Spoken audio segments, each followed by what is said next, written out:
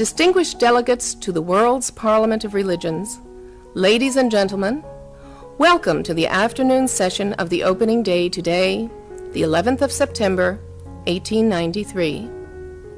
We now introduce you to Swami Vivekananda from India and request him to address us. Swami Vivekananda. Sisters and brothers of America,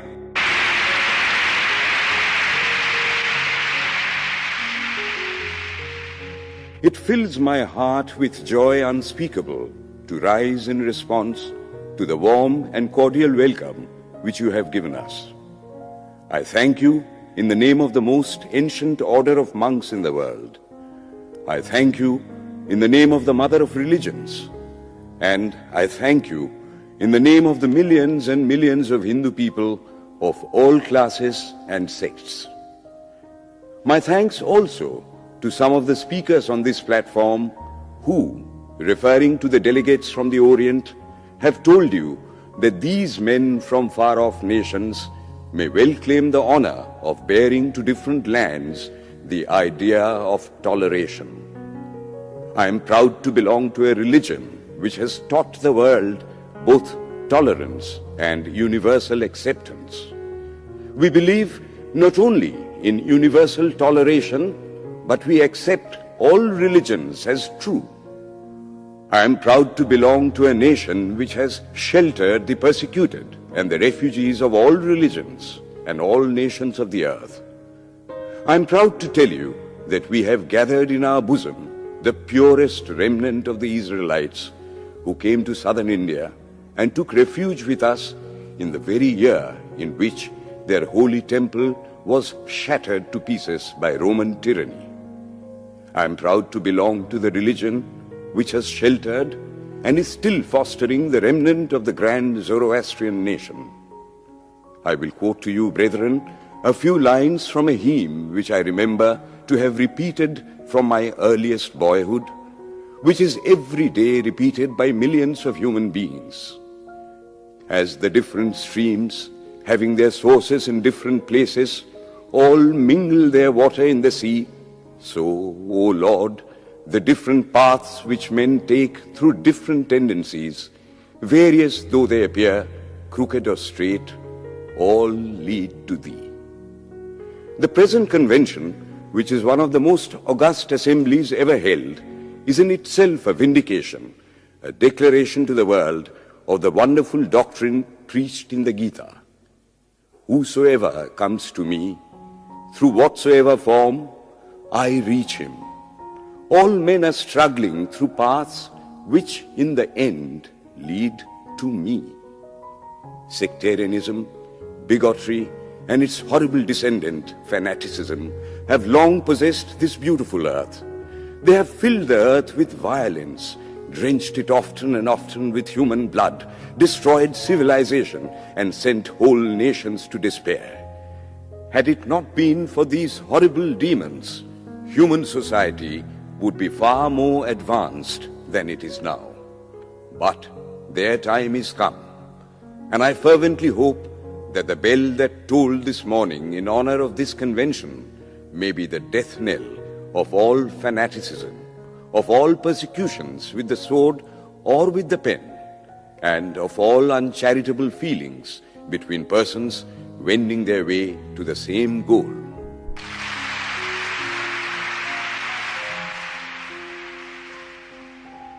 Ladies and gentlemen, on the agenda for today, the 15th of September, 1893, a galaxy of eminent speakers are scheduled to address us, and it gives us great pleasure to once again invite Swami Vivekananda to speak. His subject for today, Why We Disagree. I will tell you a little story. You have heard the eloquent speaker who has just finished say, "Let us cease from abusing each other," and he was very sorry that there should be always so much variance. But I think I should tell you a story which would illustrate the cause of this variance. A frog lived in a well. It had lived there for a long time. It was born there and brought up there, and yet was a little small frog.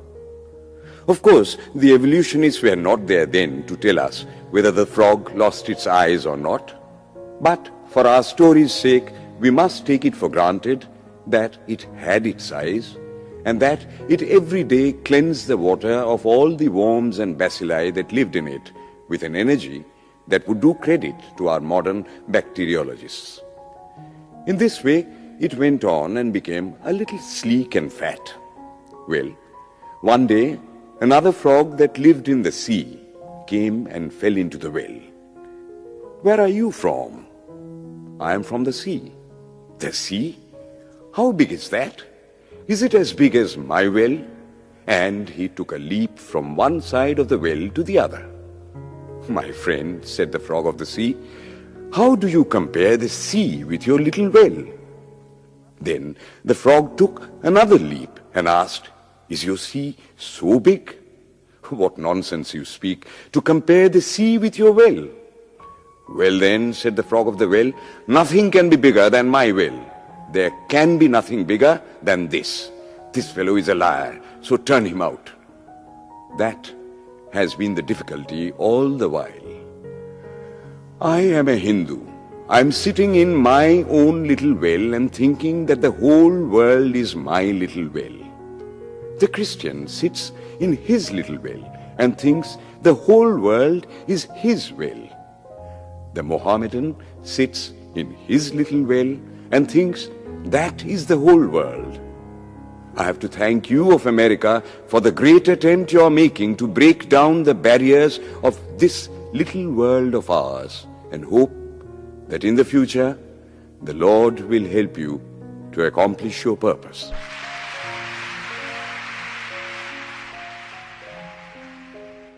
Delegates and friends, today, the 19th of September, 1893, is the 9th day of the World's Parliament of Religions.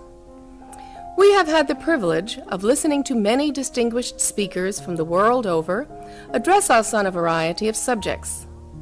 The time is at hand to now listen to the great monk from India, Swami Vivekananda, read his paper on Hinduism. Ladies and gentlemen, Swami Vivekananda.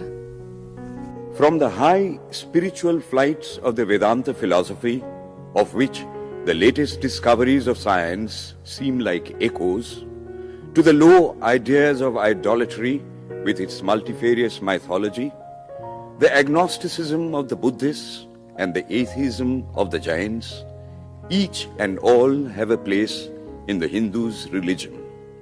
Where then, the question arises, where is the common center to which all these widely diverging radii converge? Where is the common basis upon which all these seemingly hopeless contradictions rest? And this is the question I shall attempt to answer. The Hindus have received their religion through revelation, the Vedas.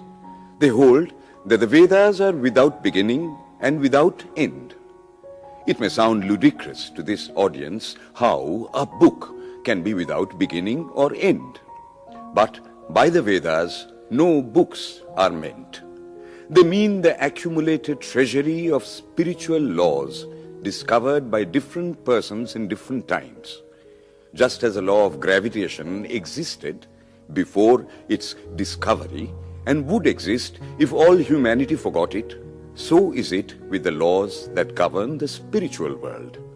The moral, ethical and spiritual relations between soul and between individual spirits and the Father of all spirits were there before their discovery and would remain even if we forgot them. The discoverers of these laws are called rishis, and we honor them as perfected beings. I'm glad to tell this audience that some of the very greatest of them were women. Here it may be said that these laws, as laws, may be without end, but they must have had a beginning. The Vedas teach us that creation is without beginning or end. Science is said to have proved that the sum total of cosmic energy is always the same. Then, if there was a time when nothing existed, where was all this manifested energy? Some say it was in a potential form in God. In that case, God is sometimes potential and sometimes kinetic, which would make him mutable. Everything mutable is a compound, and everything compound must undergo that change which is called destruction. So, God would die, which is absurd. Therefore, there never was a time when there was no creation. If I may be allowed to use a simile, creation and creator are two lines without beginning and without end, running parallel to each other. God is the ever-active providence by whose power systems after systems are being evolved out of chaos, made to run for a time and again destroyed. This is what the Brahmin boy repeats every day.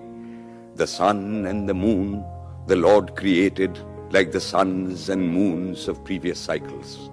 And this agrees with modern science. Here I stand, and if I shut my eyes and try to conceive my existence, I, what is the idea before me? The idea of a body. Am I then nothing but a combination of material substances? The Vedas declare, no. I am a spirit living in a body. I am not the body. The body will die, but I shall not die. Here am I in this body. It will fall, but I shall go on living. I had also a past. The soul was not created, for creation means a combination, which means a certain future dissolution. If then the soul was created, it must die. Some are born happy, enjoy perfect health with beautiful body, mental vigor, and all wants supplied. Others are born miserable. Some are without hands or feet. Others again are idiots and only drag on a wretched existence. Why, if they are all created, why does a just and merciful God create one happy and another unhappy? Why is he so partial? Nor would it mend matters in the least to hold that those who are miserable in this life will be happy in a future one. Why should a man be miserable even here in the reign of a just and merciful God? In the second place, the idea of a creator God does not explain the anomaly, but simply expresses the cruel fiat of an all-powerful being. There must have been causes then, before his birth, to make a man miserable or happy, and those were his past actions. Are not all the tendencies of the mind and the body accounted for by inherited aptitude? Here are two parallel lines of existence, one of the mind, the other of matter. If matter and its transformations answer for all that we have, there is no necessity for supposing the existence of a soul. But it cannot be proved that thought has been evolved out of matter. And if a philosophical monism is inevitable, spiritual monism is certainly logical and no less desirable than a materialistic monism. But neither of these is necessary here. We cannot deny that bodies acquire certain tendencies from heredity, but those tendencies only mean the physical configuration through which a peculiar mind alone can act in a peculiar way. There are other tendencies peculiar to a soul caused by his past actions, and a soul with a certain tendency would, by the laws of affinity, take birth in a body which is the fittest instrument for the display of that tendency. This is in accord with science, for science wants to explain everything by habit, and habit is got through repetitions. So, repetitions are necessary to explain the natural habits of a newborn soul, and since they were not obtained in this present life, they must have come down from past lives. There is another suggestion. Taking all these for granted, how is it that I do not remember anything of my past life? This can be easily explained. I am now speaking in English. It is not my mother tongue. In fact, no words of my mother tongue are now present in my consciousness. But let me try to bring them up. And they rush in. That shows that consciousness is only the surface of the mental ocean, and within its depths are stored up all our experiences. Try and struggle. They would come up, and you would be conscious even of your past life. This is direct and demonstrative evidence. Verification is the perfect proof of a theory, and here is the challenge thrown to the world by the rishis. We have discovered the secret by which the very depths of the ocean of memory can be stirred up. Try it, and you would get a complete reminiscence of your past life. So then, the Hindu believes that he is a spirit. Him the sword cannot pierce, him the fire cannot burn, him the water cannot melt, him the air cannot dry. Is nowhere but whose center is located in the body, and that death means the change of this center from body to body. Nor is the soul bound by the conditions of matter. In its very essence, it is free, unbounded, holy, pure and perfect. But somehow or other, it finds itself tied down to matter and thinks of itself as matter.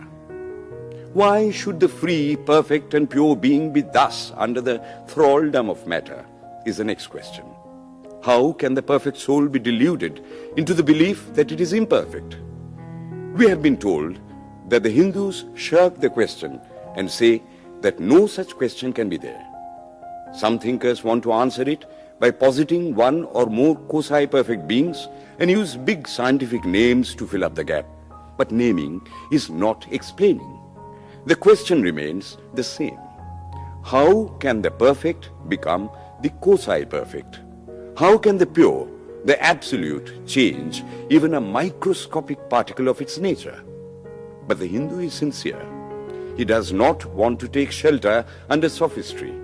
He is brave enough to face the question in a manly fashion, and his answer is, I do not know.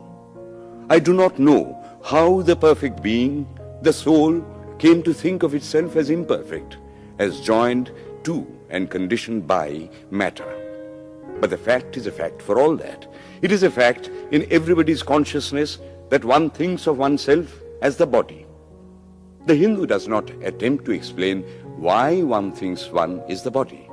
The answer, that it is the will of God, is no explanation.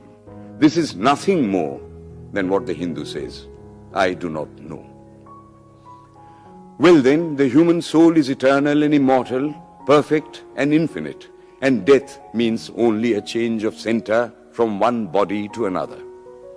The present is determined by our past actions, and the future by the present. The soul will go on evolving up or reverting back from birth to birth and death to death. But here is another question.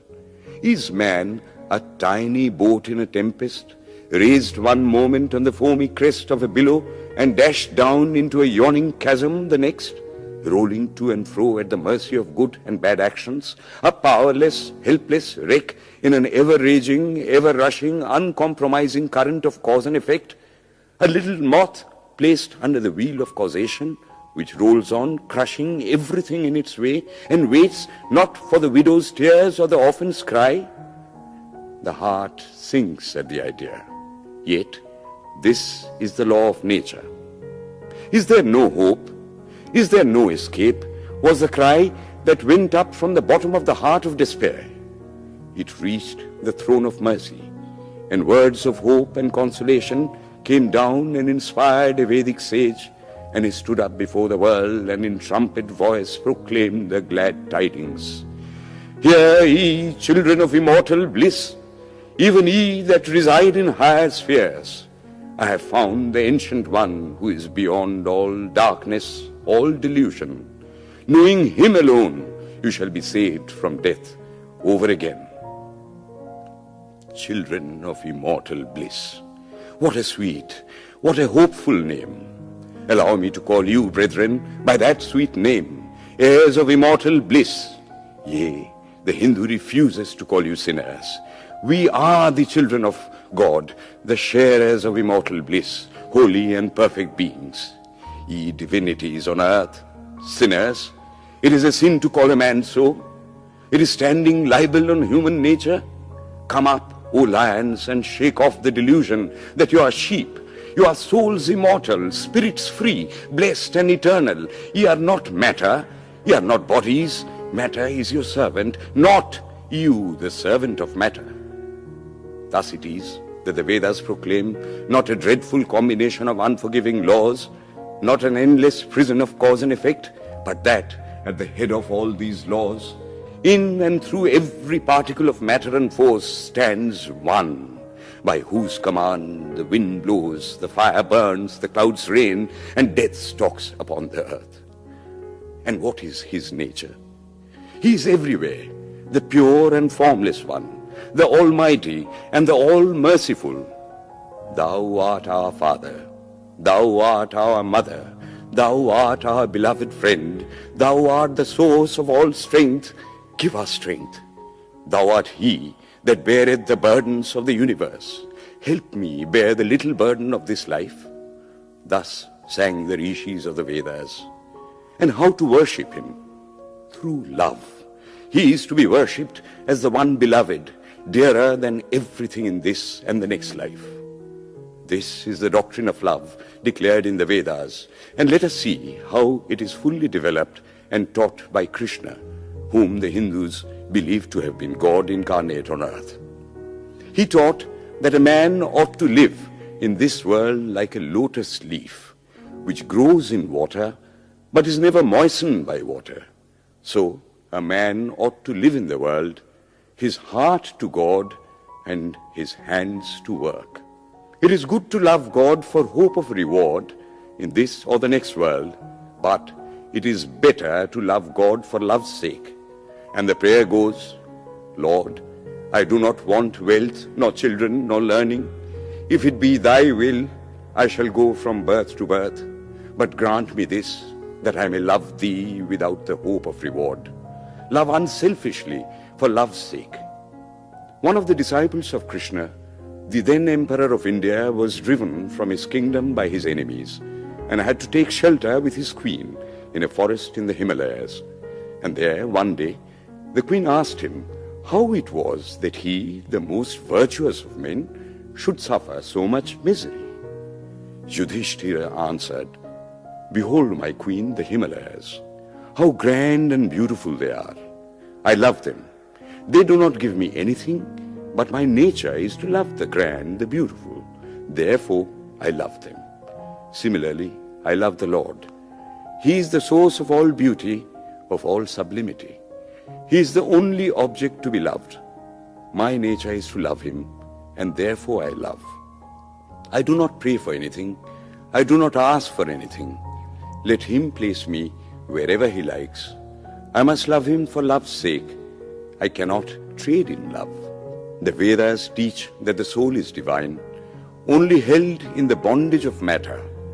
Perfection will be reached when this bond will burst, and the word they use for it is, therefore, mukti, freedom. Freedom from the bonds of imperfection, freedom from death and misery. And this bondage can only fall off through the mercy of God, and this mercy comes on the pure. So, purity is the condition of his mercy. How does that mercy act? He reveals himself to the pure heart. The pure and the stainless see God, yea, even in this life. Then and then only, all the crookedness of the heart is made straight. Then all doubt ceases. He is no more the freak of a terrible law of causation. This is the very center, the very vital conception of Hinduism. The Hindu does not want to live upon words and theories. If there are existences beyond the ordinary, sensuous existence, he wants to come face to face with them. If there is a soul in him which is not matter, if there is an all-merciful universal soul, he will go to him direct. He must see him, and that alone can destroy all doubts. So, the best proof a Hindu sage gives about the soul, about God, is, I have seen the soul, I have seen God. And that is the only condition of perfection. The Hindu religion does not consist in struggles and attempts to believe a certain doctrine or dogma, but in realizing, not in believing, but in being and becoming. Thus, the whole object of their system is by constant struggle to become perfect, to become divine, to reach God and see God. And this reaching God, seeing God, becoming perfect, even as the Father in heaven is perfect, constitutes the religion of the Hindus. And what becomes of a man when he attains perfection? He lives a life of bliss infinite. He enjoys infinite and perfect bliss, having obtained the only thing in which man ought to have pleasure, namely God, and enjoys the bliss with God. So far, all the Hindus are agreed. This is the common religion of all the sects of India. But then, perfection is absolute, and the absolute cannot be two or three.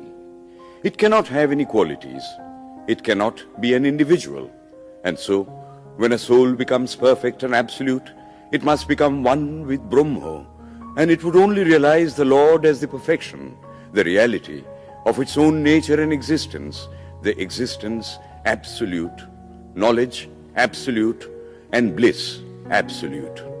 We have often and often read this called the losing of individuality and becoming a stock or a stone. He jests at scars that never felt a wound.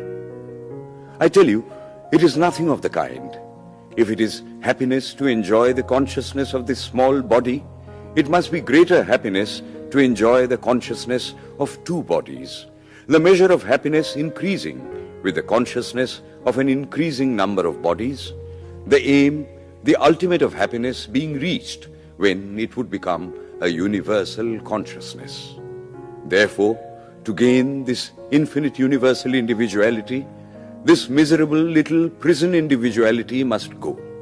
Then alone can death cease when I am one with life.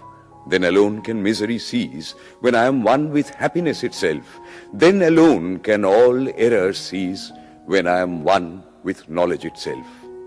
And this is the necessary scientific conclusion.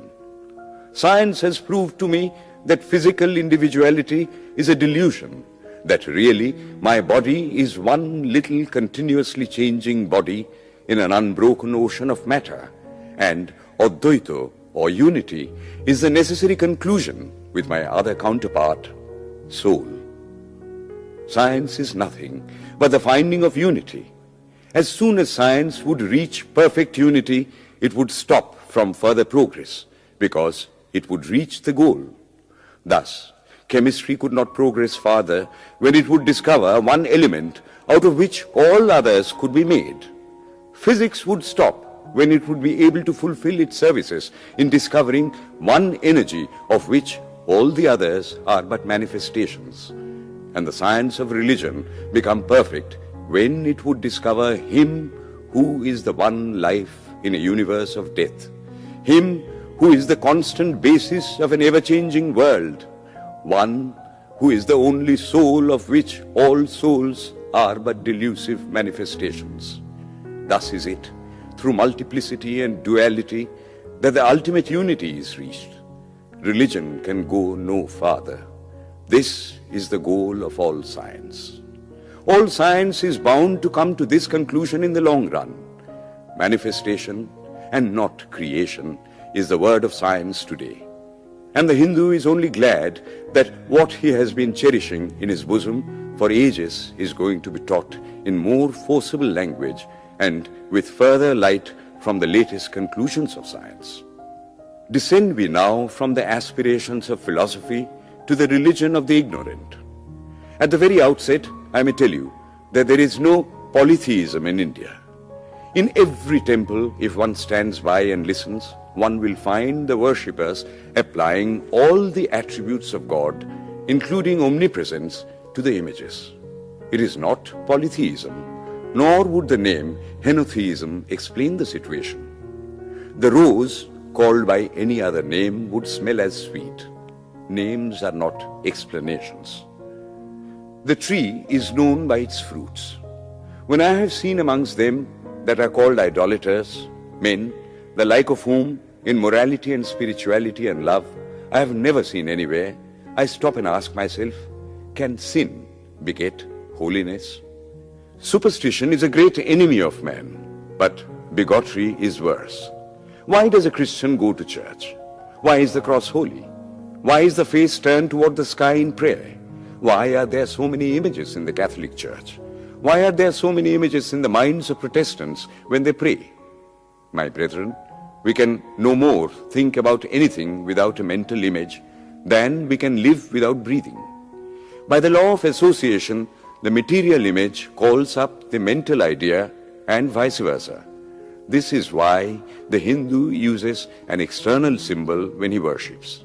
He will tell you it helps to keep his mind fixed on the being to whom he prays. He knows, as well as you do, that the image is not God, is not omnipresent. After all, how much does omnipresence mean to almost the whole world? It stands merely as a word, a symbol. Has God superficial area? If not, when we repeat that word omnipresent, we think of the extended sky or of space. That is all. As we find that somehow or other, by the laws of our mental constitution, we have to associate our ideas of infinity with the image of the blue sky or of the sea, so we naturally connect our idea of holiness with the image of a church, a mosque, or a cross. The Hindus have associated the ideas of holiness, purity, truth, omnipresence, and such other ideas with different images and forms. But with this difference, that while some people devote their whole lives to their idol of a church and never rise higher, because with them religion means an intellectual assent to certain doctrines and doing good to their fellows, the whole religion of the Hindu is centered in realization. Man is to become divine by realizing the divine. Idols or temples or churches or books are only the supports, the helps of his spiritual childhood, but on and on he must progress. He must not stop anywhere. External worship, material worship, say the scriptures, is the lowest stage. Struggling to rise high, mental prayer is the next stage. But the highest stage is when the Lord has been realized. Mark, the same earnest man who is kneeling before the idol tells you, him the sun cannot express, nor the moon, nor the stars, the lightning cannot express him, nor what we speak of as fire. Through him they shine. But he does not abuse anyone's idol or call its worship sin. He recognizes in it a necessary stage of life.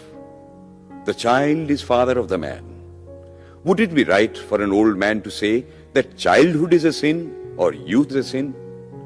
If a man can realize his divine nature with the help of an image, would it be right to call that a sin? Nor, even when he has passed that stage, should he call it an error.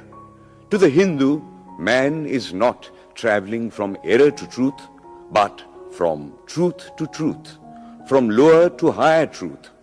To him, all the religions, from the lowest fetishism to the highest absolutism, mean so many attempts of the human soul to grasp and realize the infinite, each determined by the conditions of its birth and association, and each of these marks a stage of progress.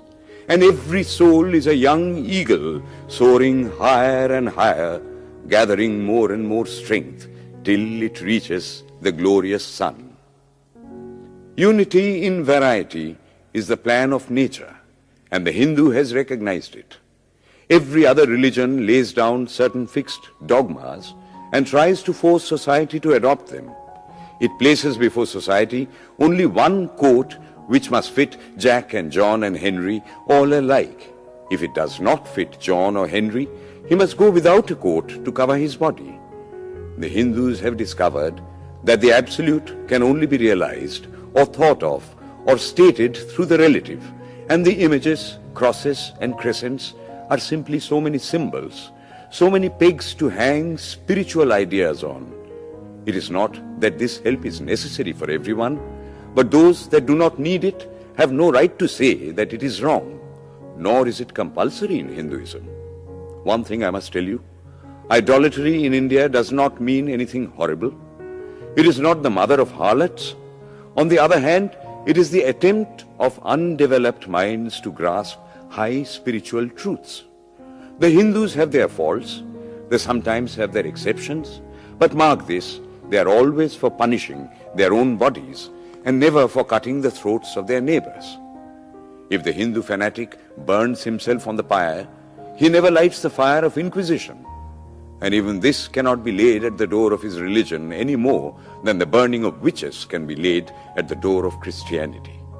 To the Hindu, then, the whole world of religions is only a traveling, a coming up of different men and women through various conditions and circumstances to the same goal. Every religion is only evolving a God out of the material man, and the same God is the inspirer of all of them. Why then are there so many contradictions? They are only apparent, says the Hindu. The contradictions come from the same truth, adapting itself to the varying circumstances of different natures. It is the same light coming through glasses of different colors, and these little variations are necessary for purposes of adaptation. But in the heart of everything, the same truth reigns. The Lord has declared to the Hindu in his incarnation as Krishna, I am in every religion as the thread through a string of pearls. Wherever thou seest extraordinary holiness and extraordinary power raising and purifying humanity, know thou that I am there. And what has been the result?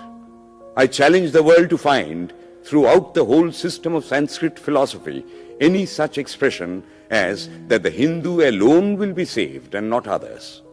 Says Vyasa, we find perfect men even beyond the pale of our caste and creed. One thing more, how then can the Hindu, whose whole fabric of thought centers in God, believe in Buddhism, which is agnostic, or in Jainism, which is atheistic? The Buddhists or the Jains do not depend upon God, but the whole force of their religion is directed to the great central truth in every religion, to evolve a God out of man. They have not seen the Father, but they have seen the Son, and he that hath seen the Son hath seen the Father also. This, brethren, is a short sketch of the religious ideas of the Hindus. The Hindu may have failed to carry out all his plans, but if there is ever to be a universal religion, it must be one which will have no location in place or time, which will be infinite like the God it will preach, and whose sun will shine upon the followers of Krishna and of Christ, on saints and sinners alike, which will not be Brahminic or Buddhistic, Christian or Mohammedan, but the sum total of all these, and still have infinite space for development, which in its Catholicity will embrace in infinite arms and find a place for every human being from the lowest groveling savage, not far removed from the brute, to the highest man towering by the virtues of his head and heart almost above humanity, making society stand in awe of him and doubt his human nature. It will be a religion which will have no place for persecution or intolerance in its polity, which will recognize divinity in every man and woman, and whose whole scope, whose whole force will be centered in aiding humanity to realize its own true divine nature. May he, who is the Brahma of the Hindus, the Ahura Mazda of the Zoroastrians, the Buddha of the Buddhists, the Jehovah of the Jews, the Father in heaven of the Christians, give strength to you to carry out your noble idea.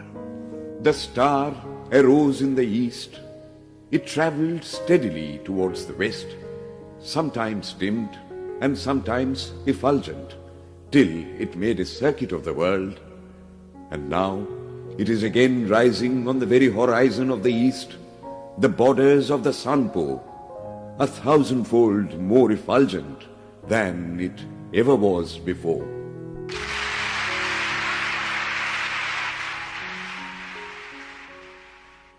Ladies and gentlemen, in a short while from now, the World's Parliament of Religions at Chicago will come to a close. And this day, the 27th of September, 1893, will go down in history as a landmark for more reasons than one. It is in the fitness of things that we now call upon Swami Vivekananda from India to address this final session. The world's parliament of religions has become an accomplished fact, and the merciful Father has helped those who labored to bring it into existence and crown with success their most unselfish labor. My thanks to those noble souls whose large hearts and love of truth first dreamt this wonderful dream and then realized it. My thanks to the shower of liberal sentiments that has overflowed this platform. My thanks to this enlightened audience for their uniform kindness to me and for their appreciation of every thought that tends to smooth the friction of religions. A few jarring notes were heard from time to time in this harmony. My special thanks to them, for they have, by their striking contrast, made the general harmony the sweeter. Much has been said of the common ground of religious unity. I am not going just now to venture my own theory, but if anyone here hopes that this unity will come by the triumph of any one of the religions and the destruction of the others, to him I say, brother, yours is an impossible hope. Do I wish that the Christian would become Hindu? God forbid. Do I wish that the Hindu or Buddhist would become Christian? God forbid. The seed is put in the ground, and earth and air and water are placed around it. Does the seed become the earth or the air or the water? No, it becomes a plant. It develops after the law of its own growth, assimilates the air, the earth, and the water, converts them into plant substance, and grows into a plant. Similar is the case with religion. The Christian is not to become a Hindu or a Buddhist, nor a Hindu or a Buddhist to become a Christian, but each must assimilate the spirit of the others and yet preserve his individuality and grow according to his own law of growth. If the parliament of religions has shown anything to the world, it is this. It has proved to the world that holiness, purity, and charity are not the exclusive possessions of any church in the world, and that every system has produced men and women of the most exalted character.